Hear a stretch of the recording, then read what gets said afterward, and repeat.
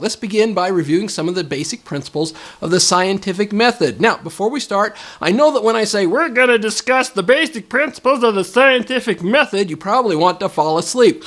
Well, don't, because a large number of questions on the science test will be based on your understanding of how experiments are conducted, probably between 15 and 20 questions. That's a lot of questions, almost half. So if you fall asleep now, you're going to have a dumb look on your face when you take the science test.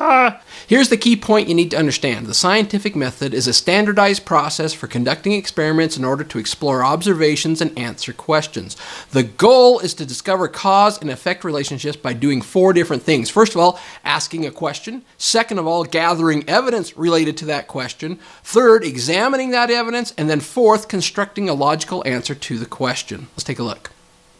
The first step in this process is really just to ask questions. A researcher may notice some phenomena and wonder what's causing it. For example, suppose a researcher is studying biogas. Now, biogas is composed of the methane that's created when little beasties inside a cow manure chow down. Because of this, biogas can be used to create relatively clean electricity. So the researcher wants to know if there's a way to generate more biogas from the same amount of cow duty. For example, she may question whether manure that is agitated produces more methane than when it just sits there statically on the ground. So at this point, step 1 in the process is complete. The next step in the process is to do a little background research. Why? Because it's possible that someone else already had the same question in the past. For example, a little background research may help the researcher determine what has already been learned about this question, and she may see flaws in their prior research, and she might see a better way to design the experiment to ensure that she doesn't repeat the same mistakes that other researchers have already made in the past.